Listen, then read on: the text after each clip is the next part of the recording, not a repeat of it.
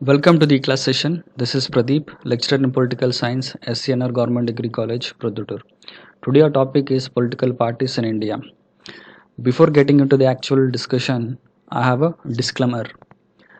It's a purely academic discussion in which we are not endorsing or encouraging any political ideology or a political party. It's purely academic discussion.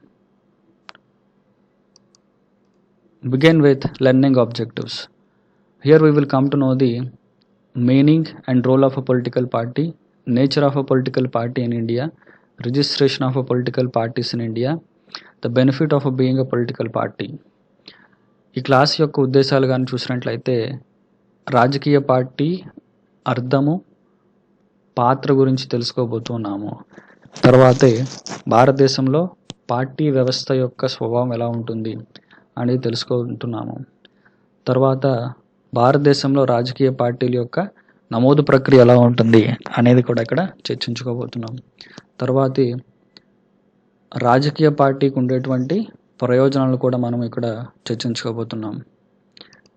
Next definition and role of a political party. So political party means an association or a body of individual citizens of India registered with the Election Commission as a political party under Section 29A of Representation of People Act. So భారతదేశ పౌరులు ఒక సంఘంగా కానీ ఒక సమూహంగా కానీ representation of people act section 29A ప్రాతినిధ్య చట్టంలోని section 29A కింద ఎలక్షన్ కమిషన్ వద్ద నమోదైతే దానిని రాజకీయ పార్టీ అని చెప్పబడుతుంది. So the party agrees on some proposed policies and programmes with you to promoting the collective good or furthering their supporters interest. So ఇక్కడ రాజకీయ పార్టీలు అనేటువంటివి కొన్ని నిర్దేశించినటువంటి విధానాలు మరియు కార్యక్రమాలను ముందుకు తీసుకెళ్లాల్సిన అవసరం ఎంతైనా ఉంటుంది. ఎందుకంటే సమాజంలో ఉమ్మడి ప్రయోజనాల కోసము వారు ఈ రకంగా నడుచుకోవాల్సిన అవసరం ఉంటుంది. So if you see the role of a political party is that it act as a bridge between voters and the government. So voters ఉంటారు మరియు ప్రభుత్వం ఉంటుంది. వీటి మధ్యన వారధిగా ఉండేవారు ఎవరంటే అవి రాజకీయ పార్టీలు అన్నమాట. సో ఇక్కడ రాజకీయ పార్టీలు అవసరం ఎలా ఉంటుందంటే ప్రజలు తమ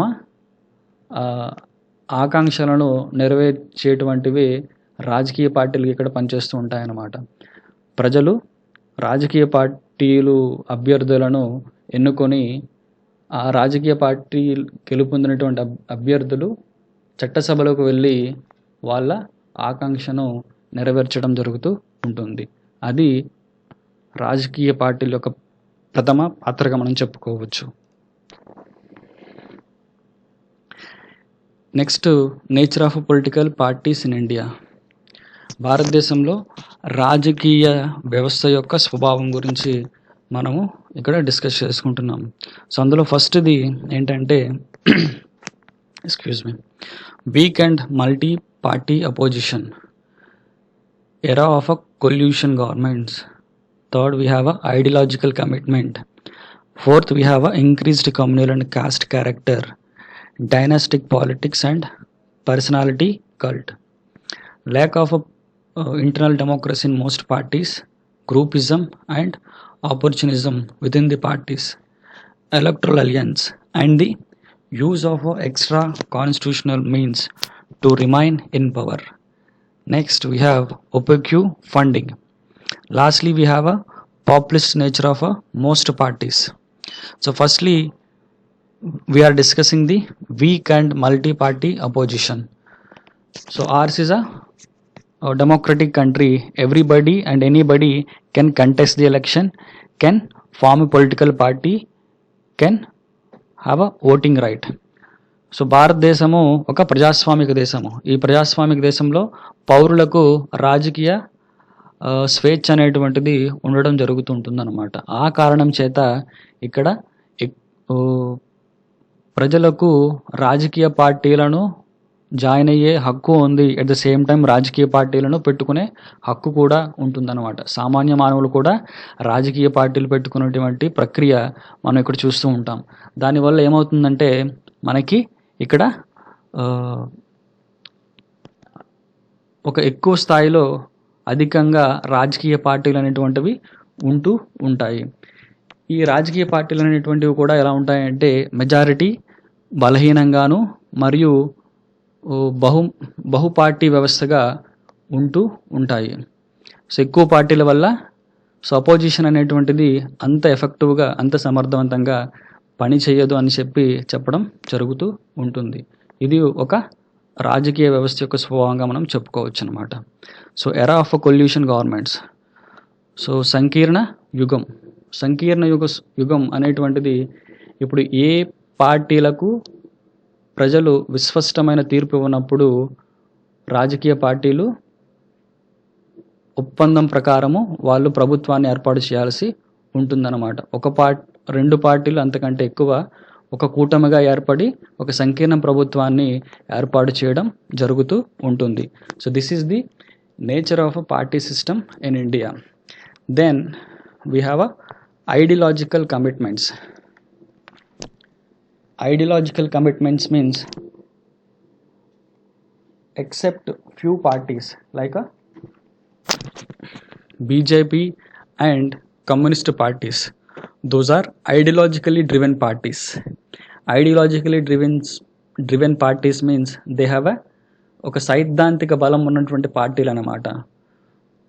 ఈ కమ్యూనిస్టు పార్టీలు తీసుకున్నారనుకోండి, అవి మార్క్సిజాన్ని ఒక సిద్ధాంతంగా నమ్మేటువంటి పార్టీలు. అలాగే రైట్ వింగ్ పార్టీలు బీజేపీ పార్టీ తీసుకున్నారనుకోండి, బీజేపీ అనేటువంటిది హిందూ భావజాలం కలిగినటువంటి పార్టీ. సో ఇవి కొన్ని ఐడియాలజికల్గా కొన్ని విలువలకు కొన్ని సిద్ధాంతాలకు కట్టుబడినటువంటి పార్టీలు. Next increased communal and cost character. So increased communal and cost character అంటే రాజకీయాలలో మతాన్ని మరియు కులాన్ని పెద్ద ఎత్తున భారతదేశంలో ఉపయోగిస్తూ ఉంటారు. భారత సమాజము మతం ఆధారంగా అడ్డంగా విభజించబడితే కులం అనేటువంటిది నిలువుగా భారతదేశాన్ని విభజించింది అని చాలామంది చెప్తూ ఉంటారన్నమాట. సో విభజించింది. సో అటు మతాన్ని కానీ కాస్ట్ కానీ ఉపయోగించేది ఎవరు అంటే రాజకీయ పార్టీలు, రాజకీయ నాయకులు అని చెప్పడం జరుగుతూ ఉంటుంది. నెక్స్ట్ మనం చూసుకున్నట్లయితే dynastic politics and personality cult. So dynastic politics అంటే మీరు ఏ పార్టీ తీసుకున్నా కానీ భారతదేశంలో ఆ పార్టీకి కుటుంబ వారసత్వ పాలన లేదా కుటుంబ పాలన అనేటువంటిది జరుగుతూ ఉంటుంది. ఎక్సెప్ట్ ఫ్యూ పార్టీస్, నేను ఇందాక చెప్పుకున్నట్టు ideologically driven parties BJP and communist parties. Except these two parties, every party has a dynastic nature. So కుటుంబ పాలన అనేటువంటిది భారత రాజకీయాల్లో సర్వసాధారణం. ఎందుకంటే ఆర్స్ ఇస్ అ ఫ్యూడల్ సొసైటీ, ఒక భూస్వామ్య నేపథ్యం ఉన్నటువంటి సమాజం కాబట్టి కుటుంబ పాలన అనేటువంటిది మనం రాజకీయాల్లో కూడా చూస్తూ ఉంటాము. సో అది అన్ని పార్టీల్లోనూ ఉంటాయి ఎక్సెప్ట్ రెండు పార్టీల్లో మనం చెప్పుకున్నట్టుగా.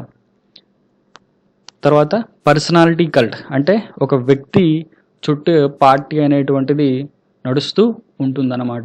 ఇప్పుడు మీరు ఏ ఒక్క పార్టీ తీసుకున్నా కూడా, ఏ ఒక్క రాజకీయ పార్టీ తీసుకున్నా కూడా అందులో ఒక వ్యక్తే ఇంపార్టెంట్గా, ఒక వ్యక్తే ముఖ్యమైన వ్యక్తిగా కనిపిస్తూ ఉంటాడు. సో అది personality cult. Next lack of internal democracy in most parties. So majority పార్టీస్లో ఒక అంతర్గత ప్రజాస్వామ్యం అనేటువంటిది ఉండదు. ఏదైతే నాయకుడు చెప్పిందే అక్కడ చట్టంగా, శాసనంగా నడుస్తూ ఉంటుంది. దీని ద్వారా ఏంటంటే ప్రజాస్వామ్యం అనేటువంటిది అంతర్గతంగా లేకుండా ఉంటూ ఉంటుంది. సో ఇంటర్నల్ డెమోక్రసీ అంటే సో డిఫరెన్సెస్ ఉన్నా కూడా ఫ్రీగా ఎక్స్ప్రెస్ చేయడం. సో అటువంటిది ఇక్కడ మనకి రాజకీయ పార్టీల్లో కనిపించదు. తర్వాతే groupism and opportunism within the parties. పార్టీ లోపల కూటములు కట్టడాలు, ముఠాలు అనేటువంటిది మనం చూస్తూ ఉంటాం. కాంగ్రెస్ పార్టీలో 1969లో చూసినట్లయితే అంతర్గత కలహాల వల్ల పార్టీ అనేటువంటిది స్ప్లిట్ అవ్వడం జరిగింది. పార్టీ అనేటువంటిది చీలిపోవడం జరిగింది. దానికి కారణం ఏంటంటే గ్రూపులు కట్టడాలు, అవకాశవాదాల వల్ల పార్టీ అనేటువంటిది చీలిపోవడం జరిగింది. సో ఇది అన్ని పార్టీల్లోనూ జరిగేటువంటి ప్రక్రియ. సో ఇక్కడ ఆంధ్రప్రదేశ్లో మనం చూసుకున్నట్లయితే 1995లో తెలుగుదేశంలో వచ్చినటువంటి ఒక చీలిక కూడా మనం ఇక్కడ ఉదాహరణగా చెప్పుకోవచ్చు. Next, electoral alliance and use of external constitutional means to remain in power.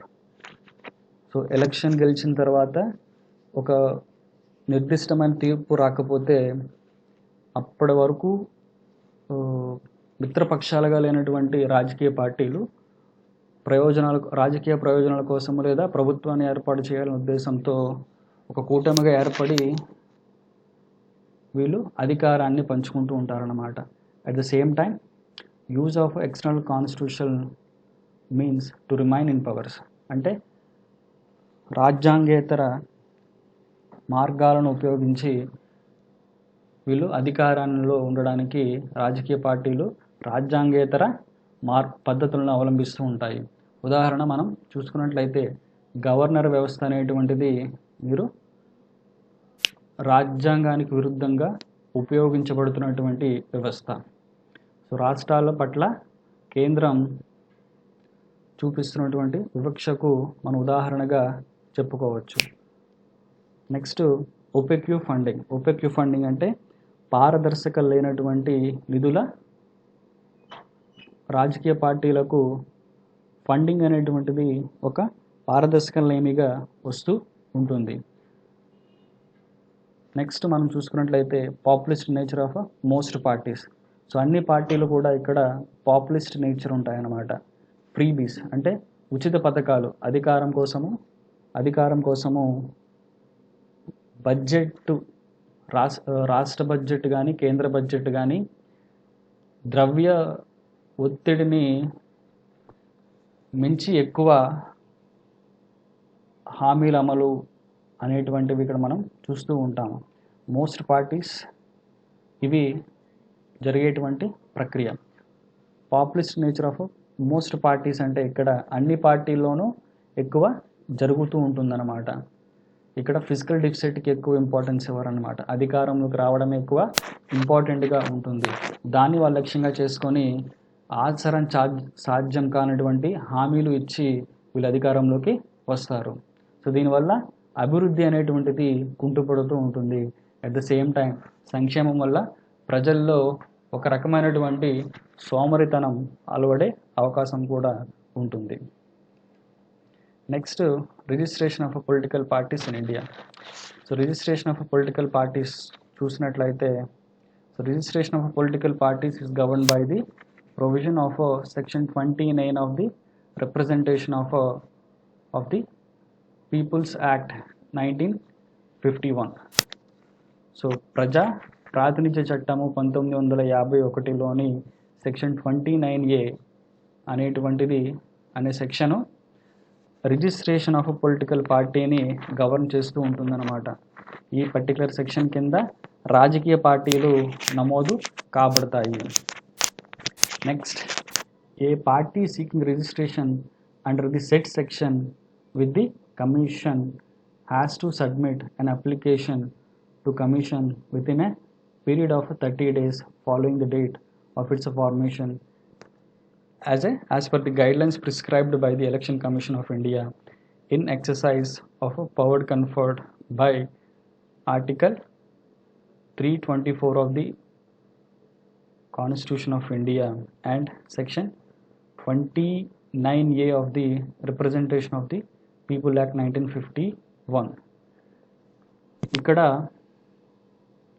ప్రజాప్రాతినిధ్య చట్టం 1951 అట్ ద సేమ్ టైం భారత రాజ్యాంగంలోని అధికరణ 324 ప్రకారము ఈ రాజకీయ పార్టీల నమోదు ప్రక్రియను చూస్తూ ఉంటాయి. So election commission of India ఈ రాజకీయ పార్టీల యొక్క నమోదు ప్రక్రియను చూస్తూ ఉంటాయి.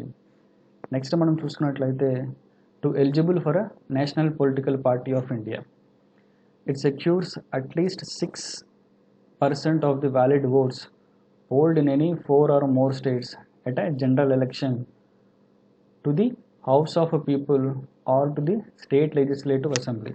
ఒక నేషనల్ పార్టీగా అవ్వాలి అంటే దానికి ఉన్న అర్హతలు ఏంటంటే పార్లమెంట్ లోక్సభకు కానీ రాష్ట్ర అసెంబ్లీలకు కానీ జరిగేటువంటి సాధారణ ఎన్నికల్లో అట్లీస్ట్ అంటే కనీసం 6% పోలైనటువంటి ఓట్లలో 6% ఓట్ల శాతం రావాలి. దాంతోపాటు it wins at least 4 seats in the house of people from any state or states. ఏ స్టేట్ అయినా కానీ ఏ స్టేట్ నుంచి కానీ అట్లీస్ట్ కనీసం ఒక 4 సీట్లను గెలవాల్సిన అవసరం ఉంది నేషనల్ పార్టీ కావాలి అంటే. తర్వాత చూసుకున్నట్లయితే it wins at least 2% seats in the house of the people. So house of the people అంటే పార్లమెంటులో మనం చూసుకున్నట్లయితే పార్లమెంటులో ఉన్నటువంటి సంఖ్య మనం చూసుకున్నట్లయితే 543గా ఉంటుంది. అందులో 2% సీట్స్ని గెలుపొందాలి అన్నమాట. అంటే 11 సీట్లను గెలిస్తే అది నేషనల్ పొలిటికల్ పార్టీగా అయ్యే అవకాశం, జాతీయ పార్టీగా అయ్యేటువంటి అవకాశం ఉంటుంది. And this members are elected from the at least 3 different states. ఇప్పుడు ఈ 2% సీట్స్ లేదా ఈ 11 స్థానాలు కూడా 3 different స్టేట్స్ నుంచి 3 వివిధ రాష్ట్రాల నుంచి రావాల్సిన అవసరం ఉంటుంది. సో ప్రస్తుతం మనం చూసుకున్నట్లయితే భారతదేశంలో 7 జాతీయ పార్టీలు ఉన్నాయి. So to be eligible for a state political party, అది జాతీయ పార్టీ అయితే ఇది రాష్ట్ర స్థాయి పార్టీగా ఉండాలి అంటే దానికి ఉండాల్సిన అర్హతలు ఏంటంటే it seeks at least 6% of the valid votes polled in the states at a general election either to the election of the people or to the legislative assembly of the state concerned. ఇప్పుడు రాష్ట్ర స్థాయిలో రాష్ట్ర శాసనసభలో జరిగే సాధారణ ఎన్నికలు ఏదైతే ఉంటాయో ఆ ఎన్నికల్లో 6% ఓట్లు రావాలి, లేదా జనరల్ ఎలక్షన్ పార్లమెంటుకు జరిగేటువంటి జనరల్ ఎలక్షన్లో 6% ఓట్లు రావాలి. In addition it wins at least 2 seats in the state assembly of the concerned state. State assembly ఏదైతే ఉంటుందో ఆ రాష్ట్రానికి సంబంధించిన రాష్ట్ర శాసనసభకు జరిగేటువంటి ఎన్నికల్లో ఉన్నటువంటి స్థానాలలో 2 సీట్లు సంపాదించాలి స్టేట్ పొలిటికల్ పార్టీ అవ్వాలి అంటే. At the same time it wins at least 3% of the total number of seats in legislative assembly of the state or at least 3 seats in the assembly whichever is more. 3 అంటే ఇప్పుడు ఎక్కువ legislative అసెంబ్లీలో 3% ఉన్నటువంటి 3% seat మొత్తం ఉన్న సీట్లలో 3% గెలుపొందాలి, లేదా 3 seats in the assembly whichever is the most, ఏది ఎక్కువ ఉంటే అది. At present there are 59 recognised state parties in India. ప్రస్తుతం మనం చూసుకున్నట్లయితే మనకి రాష్ట్ర స్థాయిలో గుర్తింపు పొందిన రాష్ట్ర పార్టీలు 59 ఉన్నాయన్నమాట. ఇప్పుడు బయట YSRCP party or TDP party, మీరు తమిళనాడులో చూసుకున్నట్లయితే డిఎంకే ఈ పార్టీలన్నీ కూడా స్టేట్ రికగ్నైజ్డ్ పార్టీస్ అన్నమాట. Though Telugu Desam party is considered to be national party, but ఇప్పుడున్నటువంటి క్రైటీరియా ప్రకారము వాళ్ళు కూడా స్టేట్ పార్టీ కిందకే వస్తారన్నమాట. So lastly benefits of being a political party. So ప్రయోజనాలు మనం చూసుకున్నట్లయితే if a party is recognised as a state party it is entitled for a exclusive allotment of a reserved symbol to the candidates set up by it in the state in which it is so recognized. And if a party is recognized as a national party, it is entitled for exclusive allotment of its reserved symbol to the candidates set up by it throughout India. అంటే ఇప్పుడు భారతదేశంలో మనం చూసుకున్నట్లయితే ఒక పార్టీకి ఉండేటువంటి విశిష్టమైన ప్రయోజనం ఏంటంటే, ఒక రాష్ట్ర స్థాయి పార్టీ కానీ దేశ స్థాయి పార్టీ కానీ వాటికి ఎలక్షన్ కమిషన్ అనేటువంటిది ఒక ప్రత్యేకమైనటువంటి రాజకీయ గుర్తింపు, ఒక ఎన్నికల గుర్తును ఇస్తూ ఉంటుంది. సో ఆ పార్టీ ఆ ఎన్నికల రాజకీయ పార్టీ యొక్క గుర్తుని, ఎన్నికల గుర్తుని తన అభ్యర్థులకు ఇచ్చేటువంటి అధికారం రాజకీయ పార్టీలకు ఉంటుంది. Next, recognised state and national parties need only one proposer for filling the nomination and are also entitled for 2 seats electoral rolls free of a cost at the time of a revision of a rolls, and their candidate gets the 1 copy of electoral roll free of a cost during general election. ఇప్పుడు సాధారణ election సమయంలో ఓటర్ల జాబితా అనేటువంటిది సవరించడం జరుగుతూ ఉంటుందన్నమాట. ఈ సవరించిన జాబితాను ఈ రాజకీయ పార్టీలకి, జాతీయ పార్టీలకైనా కానీ రాష్ట్ర స్థాయి పార్టీలకు కానీ ఇది ఫ్రీ ఆఫ్ కాస్ట్ కింద, అంటే ఉచితంగా ఇవి పొందుతూ ఉంటాయి ఎలక్షన్ కమిషన్ నుంచి. Next, they also get a broadcast telecast facility over Akashvani, Doordarshan during the general elections. సాధారణ ఎలక్షన్ జరుగుతున్నప్పుడు వీళ్ళకి ఆకాశవాణిలో, దూరదర్శన్ ఛానల్స్లో వీళ్ళకి ఫెసిలిటీస్ ఉంటాయి. వీళ్ళ కార్యక్రమాలని ప్రచారం చేసుకోవచ్చు అన్నమాట ఒక నామమాత్ర ఫీజుతో. Political parties are entitled to nominate star campaigners during the general elections. So ఒక స్టార్ క్యాంపెయినర్స్ని రాజకీయ పార్టీలు నియమించుకోవచ్చు అన్నమాట. సో ఆ స్టార్ క్యాంపెయినర్స్కి అట్లీస్ట్ మ్యాక్సిమం గరిష్టంగా 40 మంది స్టార్ క్యాంపెయినర్లను జాతీయ పార్టీ పెట్టుకోవచ్చు. జాతీయ పార్టీ మరియు స్టేట్ పార్టీ కూడా 40 స్టార్ క్యాంపెయినర్లను నియమించుకోవచ్చు ఎన్నికల ప్రచారం కోసము. At the same time registered unrecognised parties, అంటే స్టేట్ పార్టీస్, నేషనల్ పార్టీ కానటువంటి పార్టీలను రిజిస్టర్డ్ అన్రికగ్నైజ్డ్ పార్టీ అంటారు అన్నమాట.